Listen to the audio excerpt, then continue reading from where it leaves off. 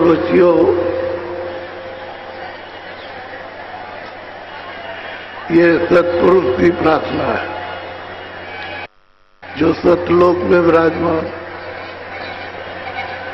उन्हीं से ये सब कुछ हुआ।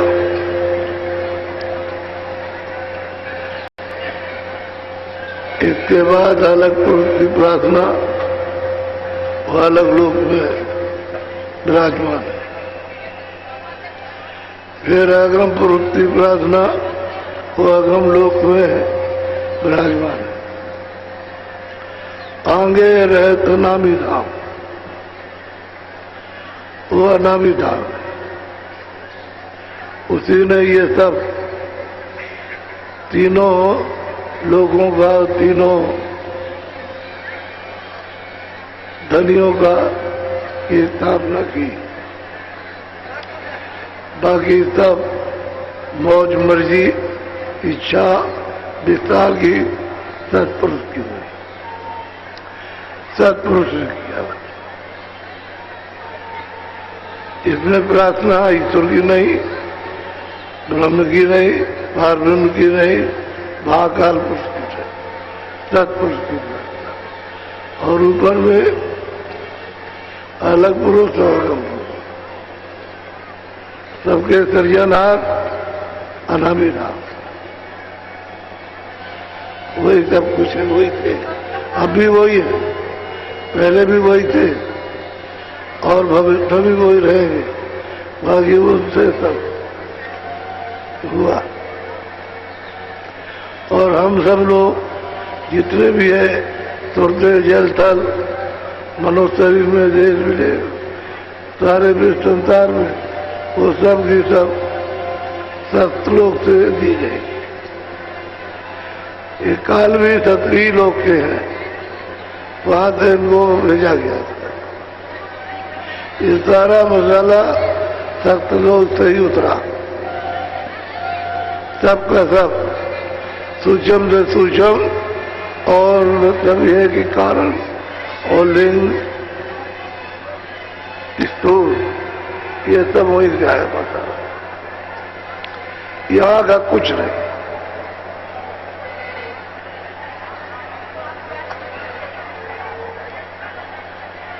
आप जब वहां से आए तो यहाँ एक क्षण भी मन नहीं लगता था। इच्छा, आनंद, सुख, सागर, अमृत, शक्ति, वो तो सब लेकर के उतरे थे फौरन। उस समय पे कोई रोक भी नहीं सकता, किसी भी सूरत को कोई रोक नहीं सकता। ये सब की सब और आती और जाती और मालिक के हुक्म को, आदेश को सब मानती। इन्होंने जब उनसे मांग लिया तो अपने अपने देश में 16 के 16 जो मसाला मिला था ऊपर से उसको मिलाया और इनको ऊपर बैठा दिया और वहां इन पर तुरतों पर, जीवात्माओं पर राज कर दिया। कितने युग, कितने कल बीत गए, गिनती नहीं है। इतने दिनों से आप वहां से आए। यहाँ इन्होंने अपना मसाला मिलाया, हर लोगों में मसाला मिलाया। उनको सबको मालिक ने एक एक घड़ा दे दिया। अब उस घड़े में अपार जीवात्मा है, अपार जिसका कोई पारावार, और वो तो अता गए, उसमें अरब खरब टेका दिखा रहा तो क्या पता चले। ये दे दिया और कहा कि आप राज करो, आराम से रहो। इनसे ये कहा कि तुम जाओ, नाम को पकड़े रहना और वापस आती जाती रहना। जब आती जाती रहोगे तो तुमको कोई बुलाएगा नहीं। समय पूरा करना और चले आना। तो ये फरमाए अपने अपने देश में मसाला मिला करके इनको बना दिया। पहले शब्द से अलग किया, क्योंकि सबसे सब लोग थे, सबसे मालिक के सबसे अलग किया। काल के तर्ज पर सब सुनते बयान करने लगे। आनंद वो भी था, फिर वहां भी कोई तकलीफ नहीं थी, लेकिन काल का सब था। जब अलग लोग मिला अलग अगम लोग मिला मैं जब तेरा रूप में आ रहता हूं, नीचे नहीं रहता हूं। बोलो अंतोय सतपुरुष निकारी ज्योत निरंजन नाम धराई। दो अंत निकाले, एक ज्योति और निरंजन। अपने दाम से निकाल दिया, अपने देश वैसे 16 निकाले, 16 निकाले, लेकिन इनको निकाला है 30 मीटर डाले। बोलो यह दो कला उतर कर आई झझरी दीप में आन समाई। भाई वो उन्होंने वहां थे जो 2 कलाएं भेजी है, एक पुरुष स्त्री के रूप में, तो यहाँ ही नीचे उतर करके झझरी सैदल कमल में उसको बैठा दिया, आवाज लिया और ला करके वहां उनको बैठा दिया। आवाज नहीं आती तो नहीं आ सकती, सब नीचे आए, नाम से उतर के आए। ऐसे कहो कि वहां से ऐसे गिर जाओ, नाम से उतारे। नाम ताकत है, नाम शक्ति है, नाम ज्ञान है, हर चीज है उसमें, हर गुण है, उससे उतार के इसको भेजा गया। बोलो यहाँ बैठ त्रिलोकी रची 5 दिन की धूम कि वहां बैठ गए तो वहां त्रिलोकी की रचना उन्होंने मृतलोकी स्वर्ग में गुण और सूचवलों की रचना की। मसाला तो उनको मिल गया, रचना अपने करेंगे, उसको उन्होंने खंड बना दिए। ये मतलब है, ये है सूचो में ये लिंग है और ये स्थूल है, खंड बना दिए और मसाला अलग अलग ये दे दिया गया और मसाला मिला करके सब जीवात्माओं को बैठाया गया। इतना है। मैं किसी लोग न मैं स्वर्ग में हूँ, न विष्णुपुरी, न इंद्रपुरी, न गंधापुरी, न मैं वनपुरी में हूँ, न कोई साकेत लोग। मैं कहीं नहीं, मैं तो उन तीनों लोगों में रहता हूँ। यहाँ मेरा रूप है और यहाँ ही तक मुझको जाना होता नहीं। बोलो 3 लोक से मैं रहूं न्यारा, 4 5 6 में विस्तार। 3 लोक से अलग है। ये पिंड लोक थे, मतलब ये अनलोक और विमान लोक थे। मैं परे हूँ। मेरा विस्तार जो है वो सतलोक में है और अलग अगर में मेरा विस्तार है, मैं उससे परे रहता हूँ। देखो वही महापुरुष वहां से आए इसी मनुष्य शरीर में, इसी में कबीर आए, इसी में रैदास और इसी में मीराबाई, इसी में तुलसीदास, बहुत से महात्मा इसी में आए और उन्होंने आकर के ये सब बताया कि मैं कौन हूं। आपने तो कभी मतलब महात्माओं की वाणी को सुना नहीं और सुनने का कभी समय भी आपको नहीं मिला, तो आपको क्या पता चलेगा। बोलो 3 लोक एक बूंद पसारा, सिंध रूप में अगम अपार। महापुरुष कहते हैं देख सूरत, 3 लोक में मेरी एक बूंद रहती है, एक बूंद, और मैं सिंधु अगम अपार हूं। मैं सिंधु अगम अपार हूं और तीनों लोगों में मेरी एक बूंद है, एक बूंद का ही पसारा है, और वो अगम है और अपार, उसका भेद कौन जानेगा? इसी का भेद बूंद का नहीं जान पाते। और लोग कहने लगे यही बूंद सिंध है, तो ये सिंध कैसे हो जाएगा? बूंद तो बूंद ही रहती। अब सूरत की सब शंका निवारण किए देते सब करते कहते न पाताल में हूं, न मृतलोक में, न मैं ब्रह्मलोक में, न शिवलोक में, न गंधर्व लोक में, और न इंद्रपुरी के अंदर किसी लोक में नहीं। मेरी एक बूंद रहती है, उसका ही सब पसारा, और मैं अगम हूं और अपार हूं, मेरा भेद हो जी। बोलो।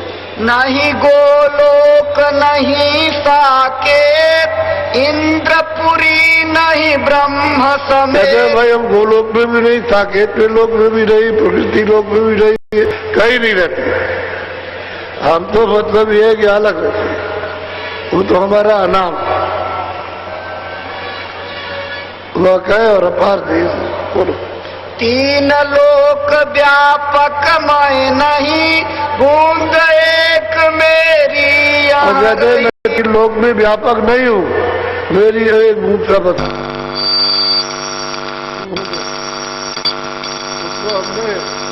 उन्होंने इसी को कहा कि एक बूंद ही अपार है। अगर देखने वाले मिल जाते तब तो उनको बताते कि वहां और ले चलते और पहुंचा देते, लेकिन वो तो किसी को नहीं, उसी को मार के ले गए। और वेद में भी यही लिखा है, नहीं तब कुछ नहीं। वो ये भी लिखते हैं और ये भी लिखते हैं कि और कुछ है, हमने उसको देखा नहीं लेकिन है और कुछ, ऐसा मालूम होता है। तो जब वो लिखते हैं कि ये भी है और कुछ है, तो वो देखा नहीं, तो उन्होंने तो ईश्वर को भी नहीं देखा, आद्या महाशक्ति को भी नहीं देखा, तो क्या करेंगे? उसी बूंद को सब बताएंगे। बोलो। जितने मत हैं जग के माही, इसी बूंद को सिंध बताई। जितने भी मतांतर है, इसी बूंद को सिंध कहते हैं। इसके आगे कुछ नहीं कहते। उसे अगर कहा जाए कि वही आगे है, वो भी है, तो भी कहते हैं कि ये भी है, और उसके बाद ये भी है, और ये भी, और सब के सब और ये भी है, तो नहीं मानते। अब नहीं मानते, अब नहीं मानते। तो कोई किसी में उलझ गया, कोई किसी में उलझ गया, कोई किसी में उलझ गया, उसी में सब है। उनका पूरा हो गया, मिला कुछ नहीं, करने का फल नहीं पाया। चाहे रैया तो चाहे राजा हो, कोई भी करनी करेगा उसका फल सबको है, उससे छुटकारा नहीं हो सकता, क्योंकि करनी का ही तो विधान बना, सुबह तो कर्मों का ही तो विधान है, उसी करनी का सबको फल मिला, कोई बचेगा नहीं, क्योंकि उससे परे हो नहीं सकते।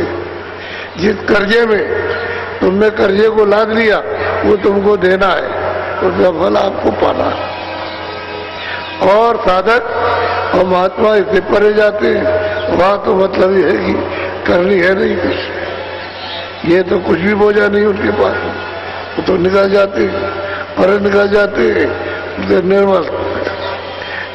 युग में निर्मल थे, उसी तरह से निर्मल तभी जा सकते, निर्मल नहीं होंगे तो जा नहीं। बोलो। सिंधु असल रहा इनसे न्यारा, वेद कते बुनता ही अब महापुरुष कहते हैं कि सिंध तो भाई सबसे अलग है, और वेद कहते वो तो जानते नहीं है, तो क्या देंगे? वेद कहते थे किताब है, और महापुरुषों की तो मालूम कितनी बाणियां तो उन्हीं से ले लीजिए। आप कहेंगे नहीं वो सब गलत है, तो वो तो आपकी अज्ञानता की बात है। वो तो कहते हैं कि भाई ब्रह्मा भी ठीक है, वो भी अपनी जगह है, शिव भी ठीक है, विष्णु भी ठीक है, देवी देवता भी ठीक है, और अद्या महाशक्ति भी ठीक, और ईश्वर भी ठीक है, और कहते हैं ब्रह्म भी ठीक है, तो कहते हैं ब्रह्म को नहीं मानते, तो पार में भी ठीक है, पार में तो मानते ही नहीं, तो फिर ऊपर में कैसे मानेंगे? महात्मा तो सबका भेद बताते हैं, वो तो नहीं कहते कि नहीं है, और बताते और सबको दिखाते कि चलो तुमको ये भी दिखा देंगे, ये भी दिखाएंगे, इतने भी मिला देंगे, इतने भी मिला देंगे। अब तुलसीदास जी ने जब अपनी साधना में जब देखा, आंख खुली, तो कहते हैं कि वो लोग वो उसको दिखाई दिए, वो राम बैठे सहदल कमल में ईतुर बैठे। मैंने उनको देखा और मुझे देख करके वो हाथ पड़े, प्रसन्न हो गए, खुश हो गए और मुझको बुलाया। तो मैं बाजे की घंटे संग की आवाज को पकड़ के फौरन पहुंच गया उनके पास। जब पहुंच गए तो कह लगे हम बहुत खुश हैं, हम ऊपर जाने का तुम वो रास्ता खोलते हैं। तो रास्ता दिया तो उधर माँ को नजर आया, फौरन इस पार से उस पार चले गए।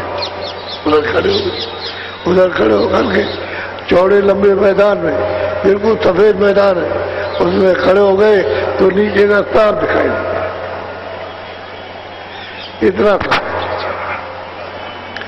इतना है नीचे, ऊपर जितने जाओगे इतना,